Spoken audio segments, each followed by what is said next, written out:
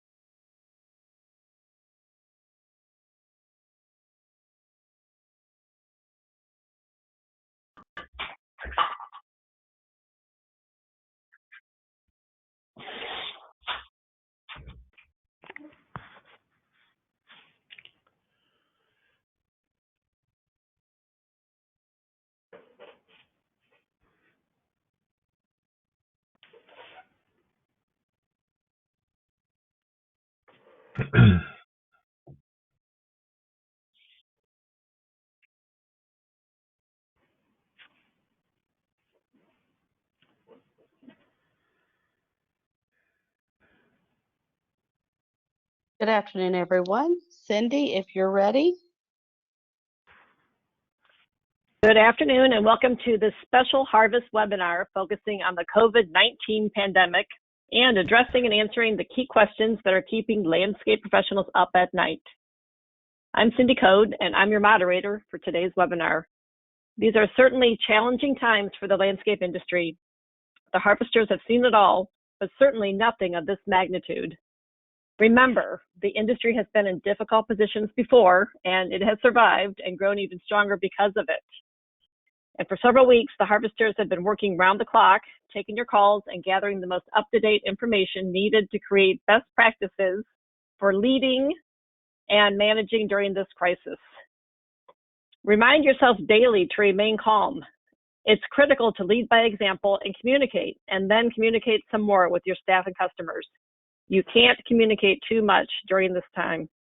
Over the last week, the harvesters have tallied answers from an extensive survey, and we'll present our findings today, including some of the things leaders and other landscape companies are doing during this crisis, and how you can dispel fear in your people and customers, what's the one thing you should not do, and then some of the greatest problems other companies are facing.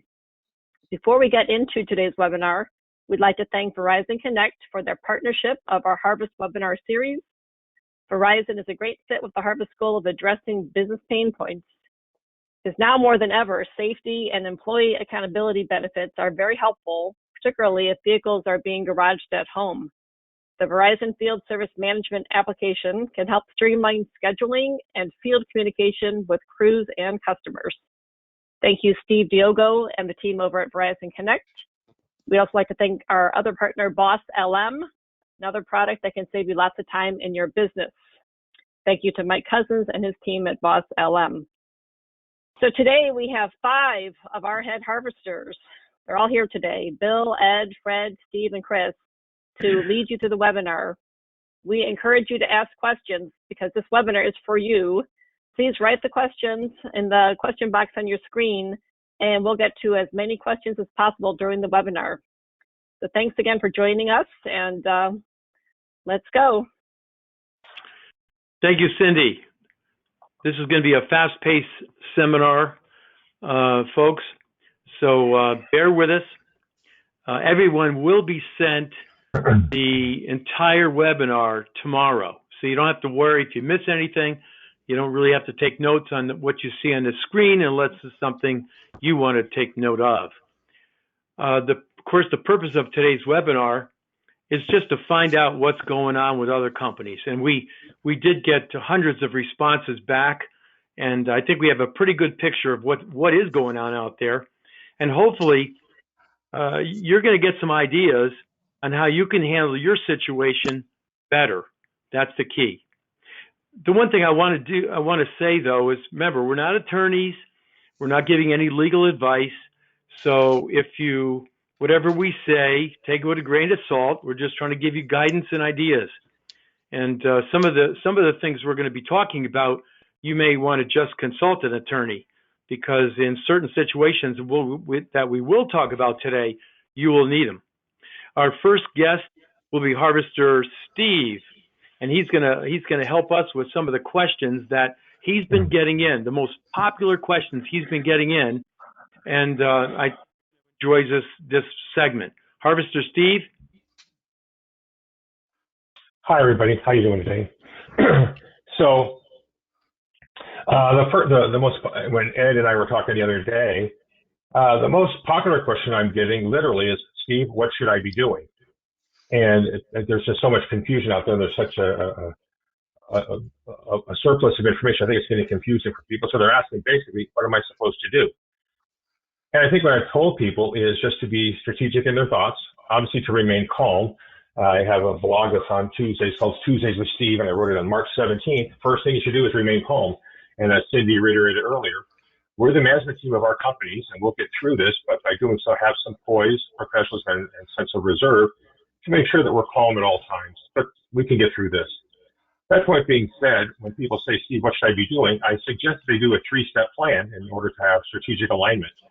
First, I'm telling them to redo their 2020 budgets for this year, because obviously the assumptions they put together in January are now completely upside down because the model has changed. So first step in the 3-step plan is to redo their 2020 budgets. That point being said, for the months of April, May, and June, because it's so tactical, probably should put together monthly budgets as well to make sure that the budget, the payroll, and everything is being tracked each week or each bi-weekly pay period to make sure that the budgets don't show any great degree of variance. So the first step, redo your budget so you have some financial guidance. Second, based upon that revised budget, secondly, start reducing your headcount. And I told people to do this before April 1st in anticipation of the new legislation.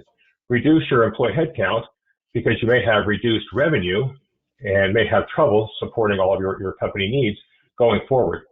I'm suggesting that based upon your revenue per man metrics and everything like that, you probably should run your headcount 5% lean rather than 5% heavy, because it's likely that some of your suppliers or business people who are paying you may run into trouble and may have to cut their revenues off. So you want to have fewer employees go on your staff and have them go on unemployment.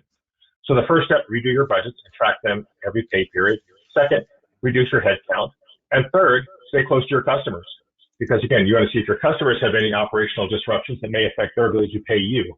And I would track those 3 steps of the program very, very concisely every week or every 2 weeks with your management team to make sure that you have money coming in, staff on board to complete the projects, and that your budget is being met. So that would be the first big question that people are getting. Steve, what should I be doing? Take a bigger picture view, but execute appropriately to make sure you can meet your financial obligations. Hey, Steve, hold up for a sec. Okay. We need to get the slides back up.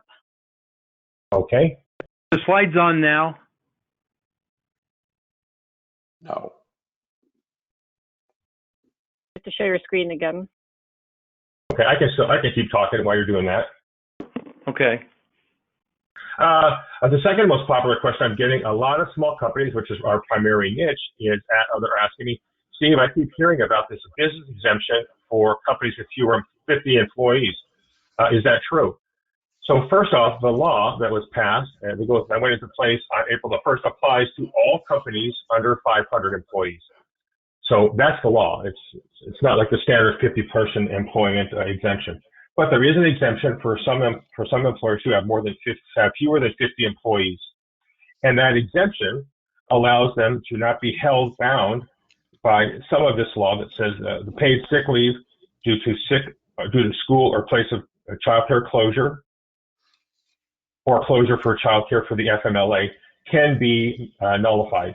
So that is the exemption, but 3 criteria have to be met.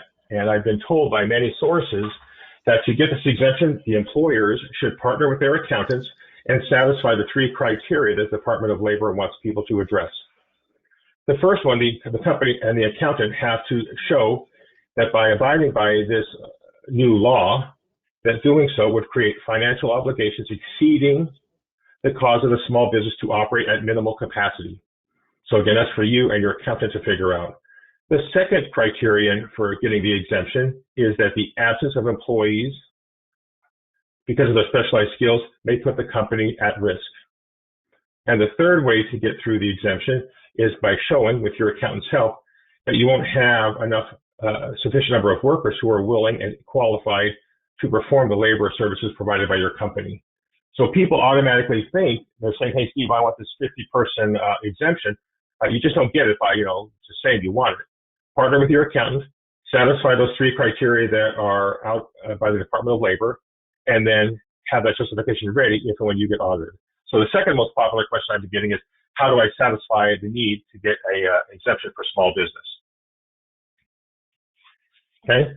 Third question that is most popular for me is, Steve, there's just a lot of confusion out there. I see all these FAQs. I'm getting stuff from NALP, and state agencies and lawyers and Indian chiefs and everything else. Can you just simplify it for us? The answer is hopefully yes. Everybody on the call today, and there are a lot of people, you should have the one-page document that's called the Employee Rights Notice, the FFCRA notice. It's entitled Employee Rights. And this basically should be your program in terms of how do we run things. I want to take 1 or 2 minutes to go through this. Sorry, Cindy, it's just sort of bureaucratic. On this document, it shows that there are 3 paid leave entitlements. For us to handle many of the questions that you're going to have in the real world, you should address these 3 entitlements. The first one is addressed for paid sick leave for the self. So if you get sick yourself as an employee, you're eligible for 100% of your pay, up to a maximum of $511 a day for 80 hours. But you only get that paid leave entitlement if you satisfy items number 1, 2, and 3 of the qualifying reasons on that page. So bucket number 1, paid sick leave for self, can only be satisfied if qualifying reasons 1 or 2 or 3 are in place. So literally connect the dots, everybody.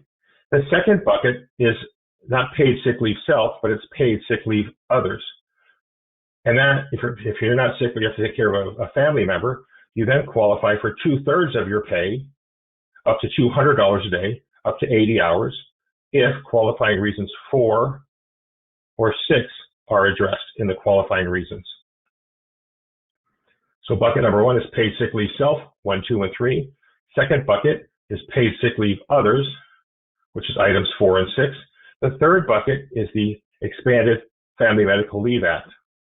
And this gives people up to 10 more weeks of coverage at 2/3 of their pay, up to $200 a day, only if item number 5 in the qualifying reason is satisfied. So it's important for us to realize all 6 of those qualifying reasons only deal with COVID-19. So if somebody has a stomach ache or a pulled muscle or diabetes or whatever, they don't qualify for these benefits. This is only for COVID-19. So for anything that comes up from now on with your employees or workforce, it has to be COVID-19 specifically to address those benefits. An employer the other day from California called me and said one of his employees said he was sick and wanted to take off paid sick leave. Turns out when they pressed him, after I told him what to do, it was found out that the employee was taking time off to take care of to go to his daughter's birthday party. Nothing to do with COVID-19. So keep in mind, to get these 80 hours of paid sick leave or the 10 weeks of coverage, it must be COVID-19 related. Okay? Beyond that, yes, ma'am. Are we back? We are. Can you show the exemption slide again? It's not on here. I'm referencing the employee notice, Cindy, that everybody should have. And we can certainly post that later if you would like. Okay, the employee notice. Gotcha. Yep, if they Google FFCRA notice, it's a one-page document. It's called Employee Rights. Okay, thank you. Okay, sure. Coming back to the others, another common question is, with the media frenzy, what's another common question that you have heard? One of the most common questions is, what do I do if somebody shows up for work sick, Steve? Again, there's a little bit of discretion here, because right now, most of the employees, or most of the people who are sick are not necessarily our employees. Keep in mind that, and we're sorry that anybody has passed away, obviously, but most of the people who are getting sick have the flu. And lamentably, most of the people who are dying are, over the age of 68 with pre-existing conditions, emphysema, COPD, asthma, stuff like that. That's not really our employee workforce, but nevertheless, we want to take care of our employees. So if an employee shows up to work in the morning and says he's sick or demonstrates some symptoms, I'm telling all our folks to send that employee back to his or her personal physician, because it's not a work-related issue yet, because they caught the illness from something outside the company. So send the employee home to go see his or her personal physician and get a doctor's note from the physician that says, the person does or does not have COVID-19. If the person does have a written doctor's note for COVID-19, take a picture of that doctor's note and submit it to the office manager or the general manager or whomever via text or email as a picture, because we don't want them to hand deliver the note to the general manager or the office manager, because then they could get sick. So text or email that picture of the doctor's note to the management team, take a look at it, and then start tracking the employee's time off with those 80 hours, because it's COVID-19 related. At the end of that 80 hours, do not let the employee come back until he or she goes back to the physician and gets another doctor's note that says, Jimmy is no longer has COVID-19. He's not contagious. He can return to work. At that point in time, let the employee come back to work, because now the liability has shifted from the employer that may have a pandemic on their hands as an outbreak to the doctor. So the doctor is giving his or her professional advice about whether the person can or cannot work in an infectious way. So that would be the basic sequence of trying to reduce the fear of some of our customers out there about how we're handling it if any of our employees get sick. So very basic process, but keep in mind, you guys have that degree of resolve to handle it as you see fit. The last question I just wanted to talk about. Yes, ma'am. Well, lots of employees are not able to get doctor's notes, and there's limited testing going on, and the notes just aren't available. What do you recommend in those situations? Given the amount of liability for the employer, Cindy, and that's a great question. I hear it 4 or 5 times a day. I would still tell an employee to stay home and get in the queue to see his or her doctor. Because if the employer does allow the employee to come back without a note and he or she just happens to have COVID-19 prematurely, that puts the employer on the hook for any type of liability or outbreak in their company or their community. So it is difficult right now given the backlog. I agree. But just to minimize the risk to the employer, I say I'd rather be safe than sorry because of the liability issue. Last question I have. Sorry, go ahead. Sorry, go. What if an employee's wife was exposed to COVID-19, but the employee was not? Does the employer have to pay for that employee to stay home? By looking, the answer to that is going to be yes. So what would happen in that scenario, the employer would request a doctor's note from the wife's doctor and have that note scanned and sent or texted or photographed and sent to the employer saying, Mrs. Jones has COVID-19. Once that triggers, then the employee qualifies for the second bucket, sick leave other, where that employee is now qualified for 2/3 of his pay because he's taking care of somebody else who has COVID-19 up to a maximum of $200 a day for 8 days. And then to the same point, Cindy, I would say the employee should not come back to work until they get the doctor's note from their wife saying that the doctor's wife is safe, and so is the employee. Actually, it happened the other day when a company called me who has an office manager whose daughter was sick, and we followed the exact same process. And lo and behold, after 10 days, the doctor's notes came in and everything was fine. So better be safe than sorry. Last question, very briefly. Let me just run through this last one. Several people have asked me, Steve, in normal times, if somebody's under FMLA, I usually can't fire them for any reason. Technically, that is probably correct. In this scenario, the expanded FMLA, which is different than the normal FMLA, the expanded FMLA does allow you to terminate an employee based upon reduced revenue or business need. So if you have somebody getting 10 weeks of pay at 2/3 of their pay, and you're losing revenue and your company is not getting money from your suppliers or your customers, you can lay them off with minimal fear of retaliation. So it's a little bit different than the normal rule of thumb. And let me just say just this. We certainly don't have time today to go through every hypothetical or what if, but if anybody has any questions, feel free to give me a call at 760-685-3800. Certainly don't know all the answers, but the Harvest Group is here to help. But if you guys have any specific HR questions or COVID-19, certainly give me a call. I'll try to help you guys out as best we can, and certainly check out the blog and our homepage. But this is a very complex situation, and we just want you to know that you guys are not out there alone, unsupported. So back to you, Cindy. Thank you very much, Steve.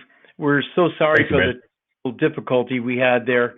We tried a brand new monitor, and it caused a glitch in our system, so we had to switch back to the way we used to do it. So hopefully there won't be any problem going forward. Certainly apologize for that.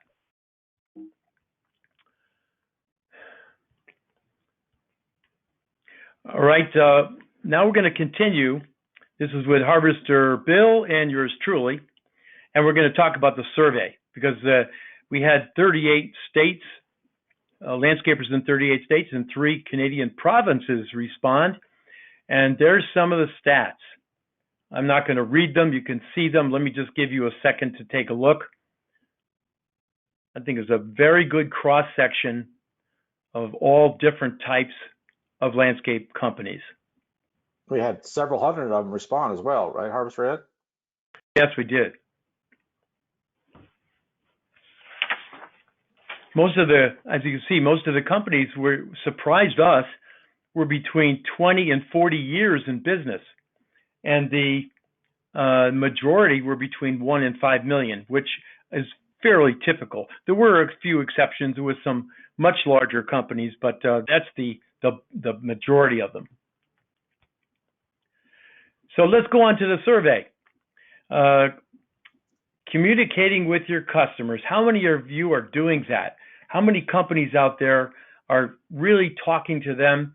Look at that, 90%, which is fantastic. That was really no surprise to you, Bill? No, and I think it's great to see that, and you can't overemphasize that. You probably need to over communicate and frequently touch base with them. Part of it will be some of it, quite frankly, is theatrical. You got to be sure that you're seen on the scene, working certainly appropriately and within all the parameters of CDC requirements. I live in a county called Riverside County in California. It's a $1,000 fine if you're caught outside without some sort of face protection. So your folks, at least here in this county, should have face protection, have the distancing, all that. And then one thing that we would recommend, if you don't already have it, is have a GPS unit on your vehicles. Then that will help track where they are located, how long they've been there, and it'll verify that you were on the site. And just in case some customers are questioning, hey, I haven't seen you guys, I don't know where you're at. So we'd certainly verify that you're there, make sure you're calling up your customers, checking with them, any special service requests at this part in time. And so I think that's very important. Obviously, communicating with your customers, big part there at Harvester Ed. And the other thing is, what are you communicating to them?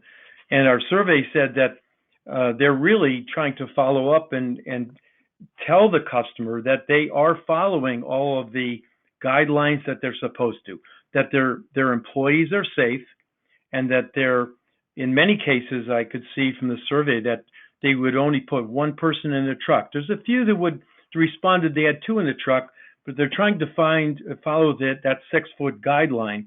And certainly there's not too many trucks that have 6 feet inside the cab.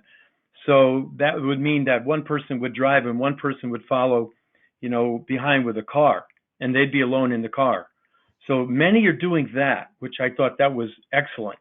And most of the companies that responded all said that they're following every one of those guidelines: washing the hands, washing the trucks down. They're making sure they wear the masks in the truck and when they get out while they're working. So I think that it was very outstanding, and I think they're complying very well. The next one was, have they lost business? Everybody wants to know, are you losing business? And you can see from the survey that the greater number have only lost between 1 and 10%. There's a few that have lost, like you can see, some have lost none, including some of my clients. And only a few companies have actually lost more than 10%. So that was surprising to me. But if you communicate like we talked back here with 90%, you're not going to lose all those customers. Okay. Harvester Ed, I think what we found is that there's a reduction in installations, there's a reduction in tree care, and there's a reduction in extras that are perceived as non-essential, like mulching or seasonal color. But they are responding to safety, anything that revolves around safety, and irrigation. Here on the West Coast, without irrigation, here we're coming up starting to warm up here a little bit. We'll lose a lot of plant material. We basically live in a desert in Southern California. So a lot of irrigation upsales, we're seeing that spike quite significantly. The one question that many landscape contractors wonder, is that, do the clients mind if you're working on the property? One client I talked to said that the clients would absolutely not want them on the property. They tried. Even with one person on the property, they didn't want them on the property, which, to me just doesn't make sense, but that's just what's in their mind. They believe that this is not an essential service, and so therefore we don't want you here. But basically, I think if you follow the guidelines, in most cases, there's not a problem, as you can see from the survey. Have some of your people, or what are you telling some of your people?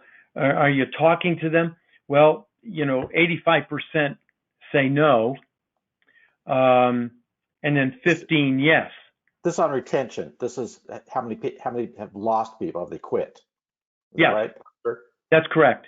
And you can see in this situation, they have lost some, but in others, for the greater part, they haven't. And there's a number of reasons why. Bill, you were mentioning some of the reasons why people are leaving. Yeah, some are child care. They're taking care of their kids. Maybe their spouse is an essential worker, safety, that kind of thing. Other people are, unfortunately, maybe taking advantage of, I get unemployment, plus I get paid. There was a little bit of a glitch there. I think you saw in the recent government rescue program. People may be taking some advantage of that. I doubt many of our people are doing that. Let's hope not. Oh boy, let's see what's happening here.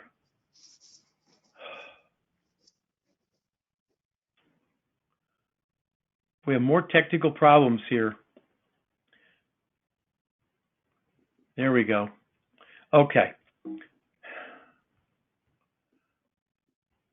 The next question is, are you communicating with your people?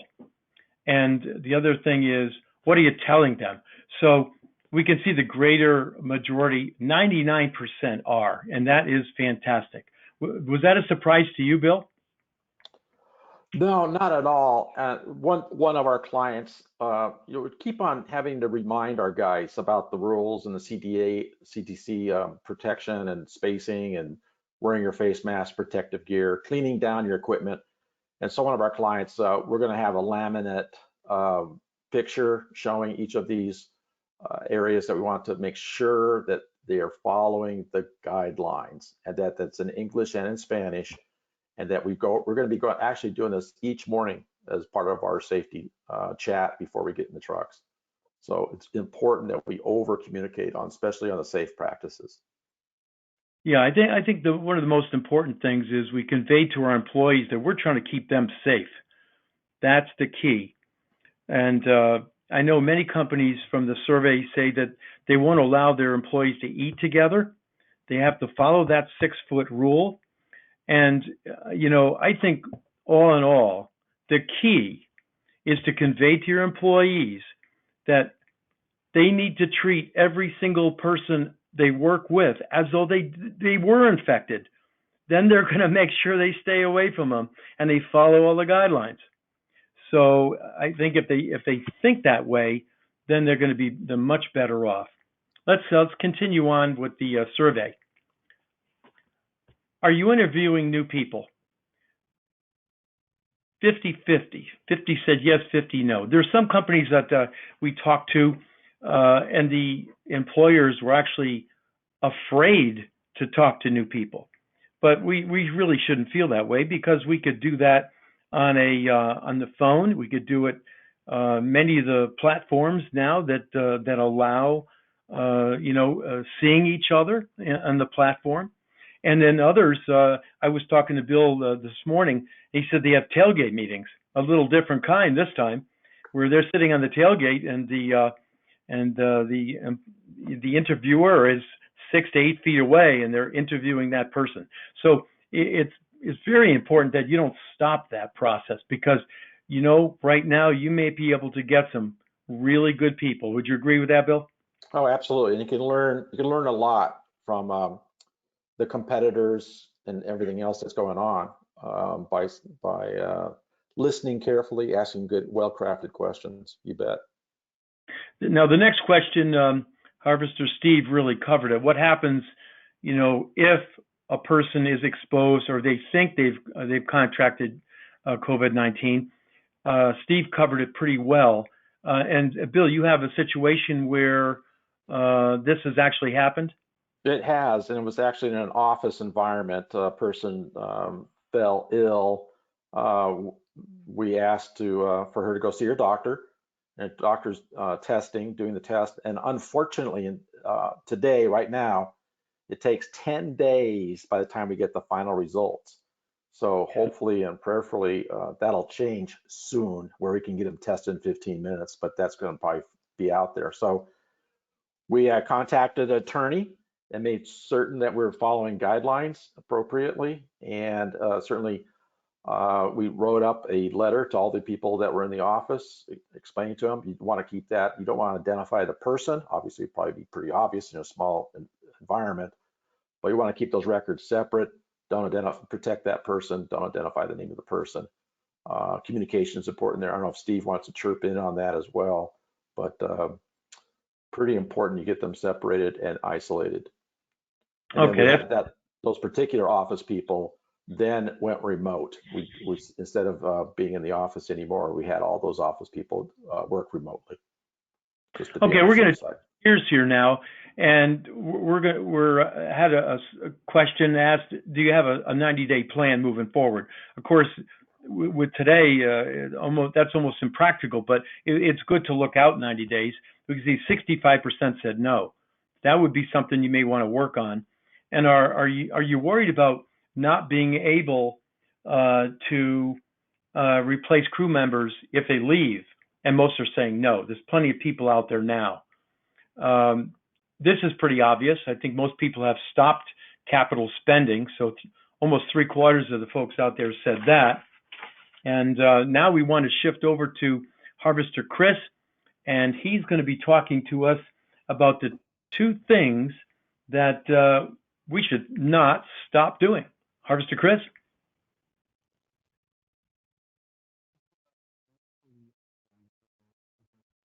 Can't hear you, Chris. Harvester Chris is probably out selling something right now. He probably is. Probably worrying about my computer. I think that's don't stop selling.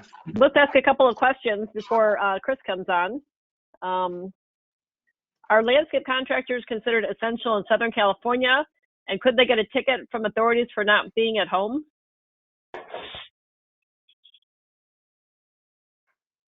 That's all yours. If they're out shopping and doing basic, that requirement stuff, the banking, is open, the pharmacies are open, and the grocery stores are open, but they're spacing people apart. They're standing in line, they're 6 feet apart to stand in line in front of Costco, in front of Trader Joe's, and the larger Vons and those kind of grocery stores. So no, you won't get cited, but if you aren't wearing a mask and you're outside walking about going into the thing in your stores, you will be cited. $1,000 ticket. So they're taking it very seriously here in Riverside County for sure. And LA County is probably right behind that. It's the largest infection rate that we have in Southern California, the LA County. And we're talking about So to millions. Cindy's question, sorry. I mean, there's a lot of population here. Obviously, in California, you have 39 million people. But if you look at the infection rate and the death rate, it's actually fairly small compared to the numbers of people we're talking about. No, and once again, we're not downplaying anybody that's sick or has passed. Yeah, so to Cindy's, With us, Chris? Yes, can you hear me now? Yeah, we can. So what are the two things that we should not stop doing? We have limited time, so we'll have to move through this. Yeah, so I think, the natural reaction when something like this comes up is to constrict, to like stop spending, stop, trying to build your business. And, I liken it to the real estate market. It's like the best time to buy a house is during a recession. The price values are low, and if you have the cash flow, then you can really get a great deal at that time. And so because it's the natural process to constrict and stop spending, if you're the person that goes out and you start improving your marketing and sales efforts, you're going to pull away from the crowd. And the thing is all this can be done very effectively and maintain your safety with this virus. There's digital marketing platforms. You could do email blasting. Your website, should be focusing on search engine optimization and developing content that is something your client wants to search for. You can use social media to really, document, hey, this is what we're doing to keep our employees safe, to keep you safe, why we still maintain properties like it is an essential service. And the survey we asked, how many people have changed your marketing as a result? 52% people said no, 48% said yes. We should have probably had another qualifier there asking about are they changing it and stopping it, or are they changing it and trying to go after it? But whatever you're doing with your marketing, don't stop. Continue to push that out because people are still looking. Actually, I've noticed some pretty major surges on the website search results for a lot of my clients, and it's just because so many companies are pulling back, and we're continuing to push stuff out, and we're just getting fantastic results. One of my clients, they had 276% increase in their searches for the month of March, and April is looking just as strong. So super great results there. And then, are your salespeople actively selling? And the landscape industry tends to be one of those industries that's a little older school. They haven't went digital as much, or there's not as much technology. And this is the time to really embrace that. Salespeople actively selling could be using things such as Zoom or other meeting tools, GoToWebinar, or GoToMeeting. They could be using these video tools or screen sharing tools to really sell the service. And I think that if you haven't yet went into the digital era of marketing and sales, now is a great time to get it done. And now is a good time that you can pull away from your competitors. Awesome. Thank you so much, Harvester Chris. That was great. All right, we're going to continue on. That's Harvester Bill and myself. Are there opportunities despite the problems? You can see that many feel there is. And we have an example of one company that actually shifted, because some companies are actually shifting what they're doing.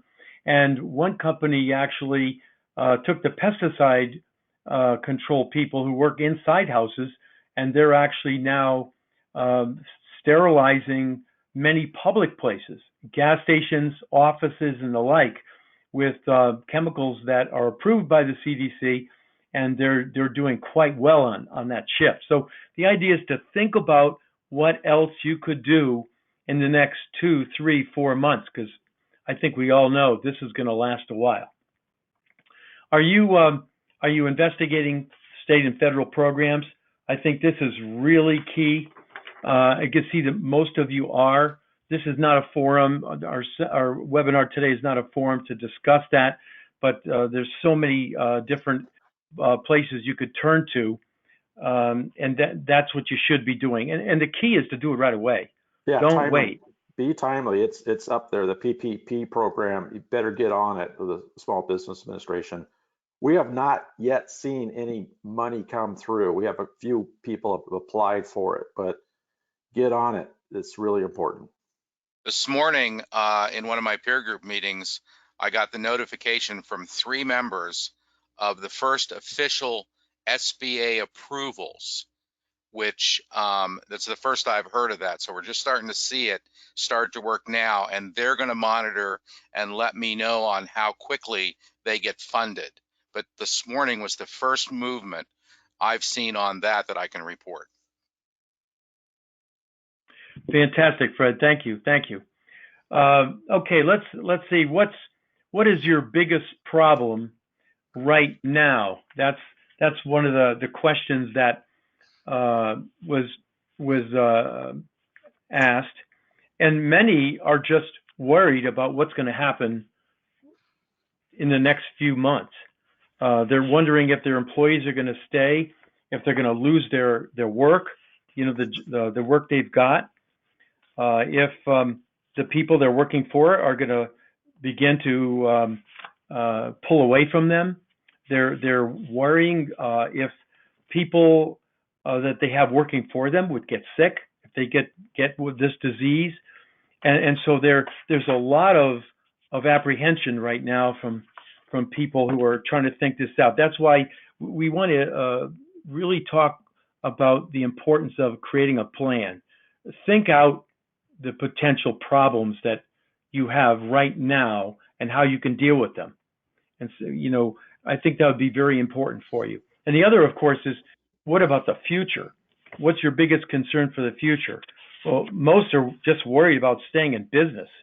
The survey came back and said, will we be able to stay in business? And what will the future look like? Will I be able to have cash flow? And all of that, you can just imagine all the things that I'm sure go through all of your minds. And so we don't really know what the future is going to hold, but what we should do is keep thinking ahead and planning and just doing the best we can. That would be, I think, optimal. Harvester Fred. Now Fred handles peer groups for our group. Maybe you can talk a bit about that. Okay, well, I can report that peer groups have been super busy the last 3 or 4 weeks, both in our regular meetings and a lot of side and additional meetings, networking back and forth together and helping each other work together, brainstorm.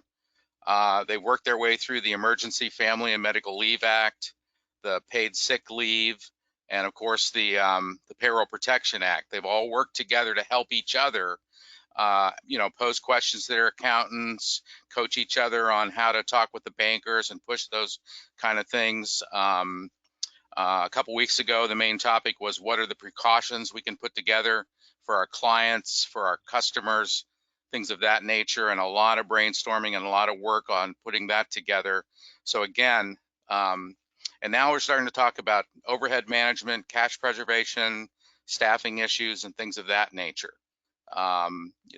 They're helping each other find masks, and one client found a bandana company and was able to share that with the other groups. So now there's a whole lot of orders and deliveries being made on bandanas where there wasn't before. Help with individual precaution plans, things of that nature.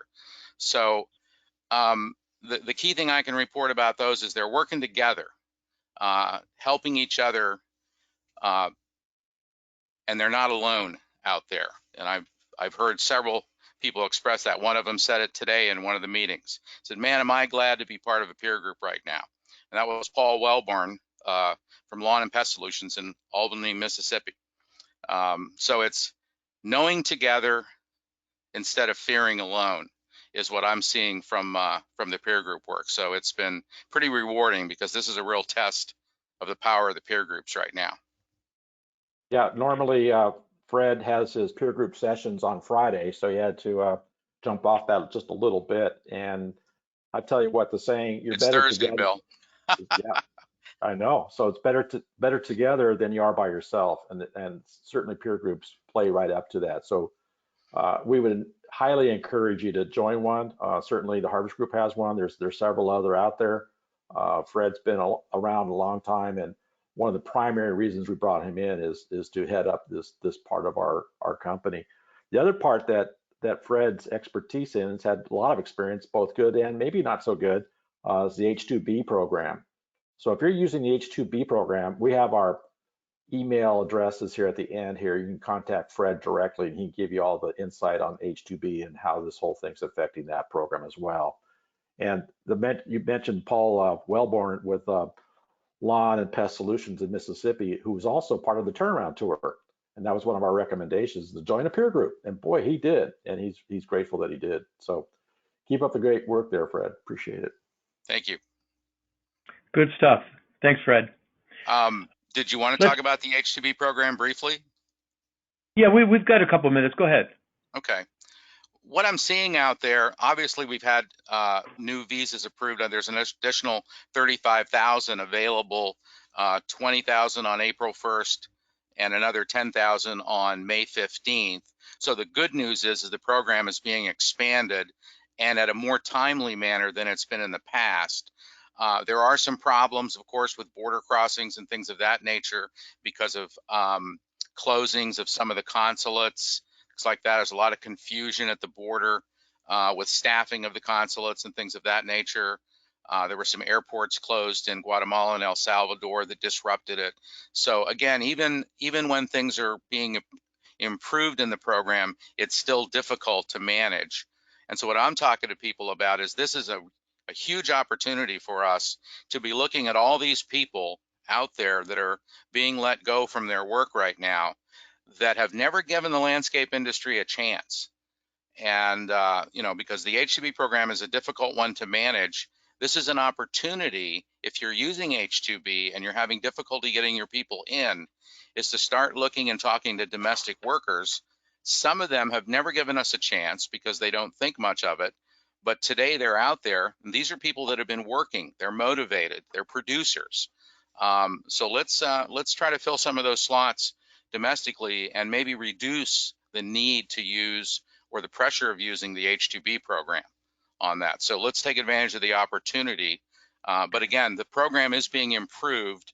And as the border stuff relaxes, there should be a better flow of people than normal. But again, I had a guy in Dallas that has said he has not had a person with a driver's license that was clean walk in as in a crew leader role for at least 2 years. He had 5 of them in the last 2 weeks, and he hired all of them.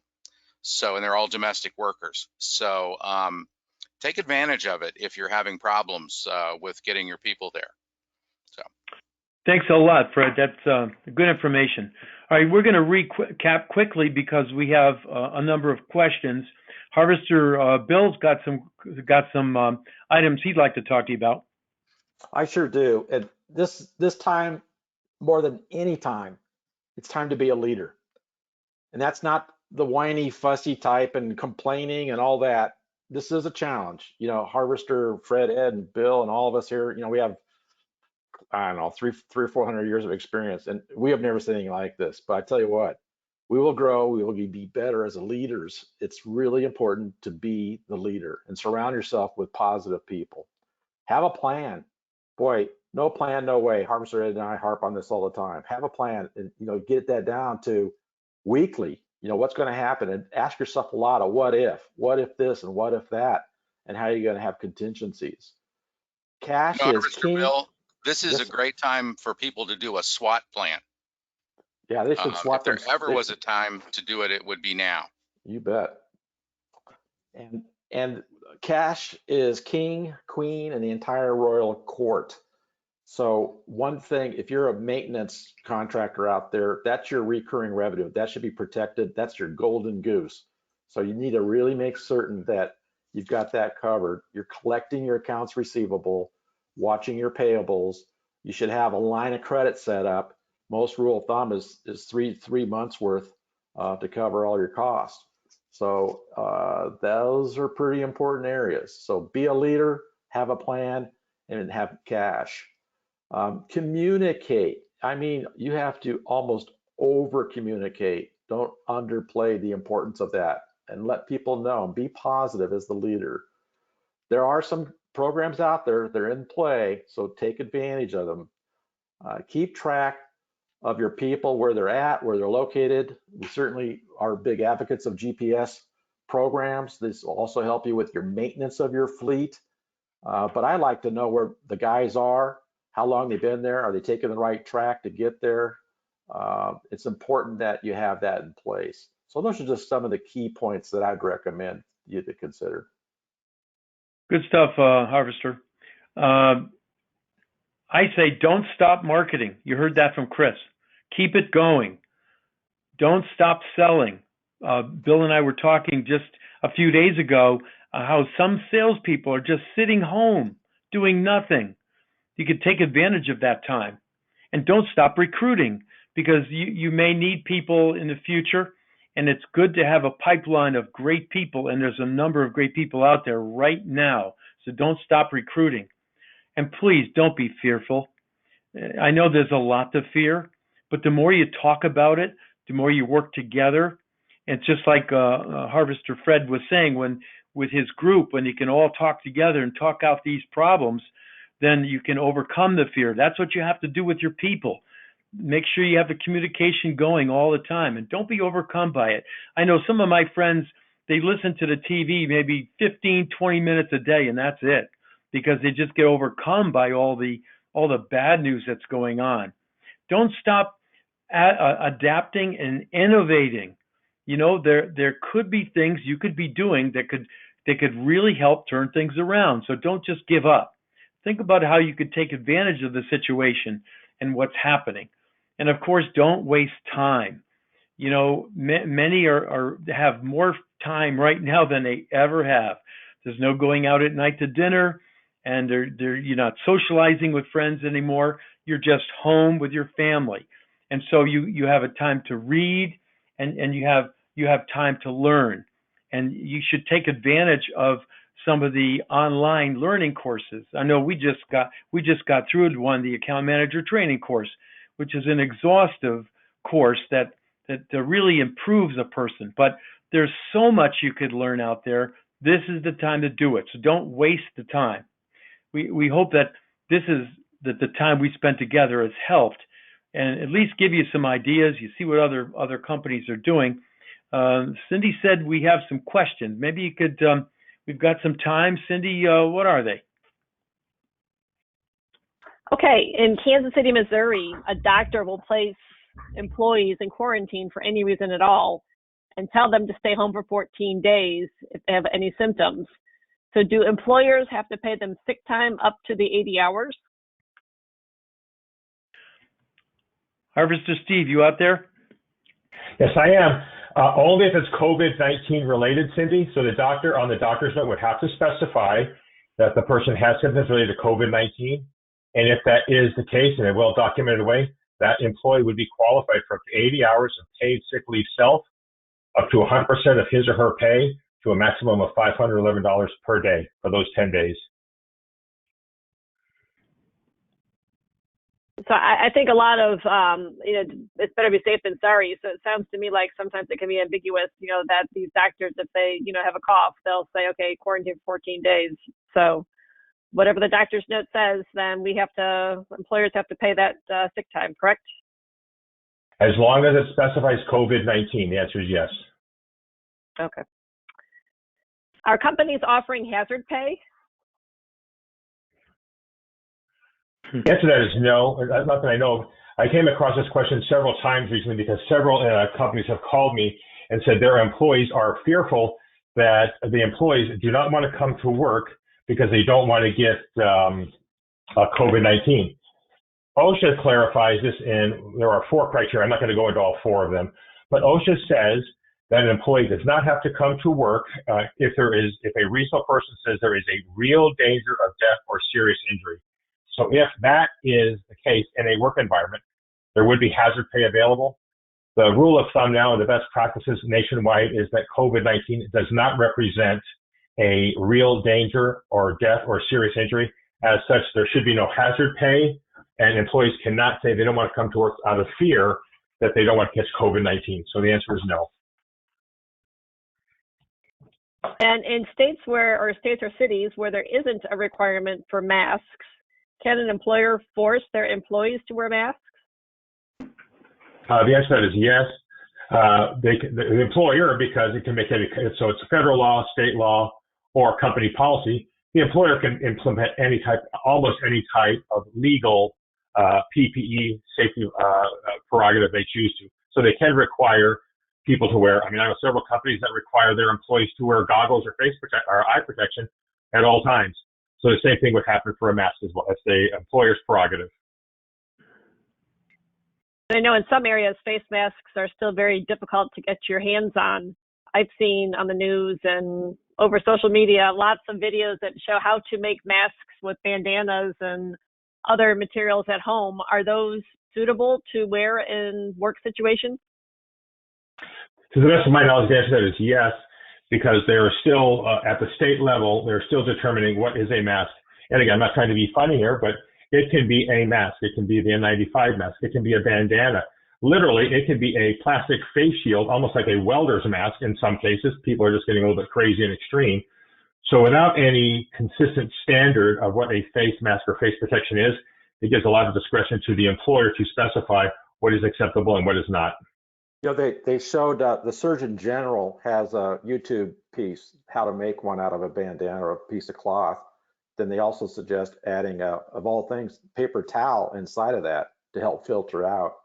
And the main thing is to protect other people from you spreading it.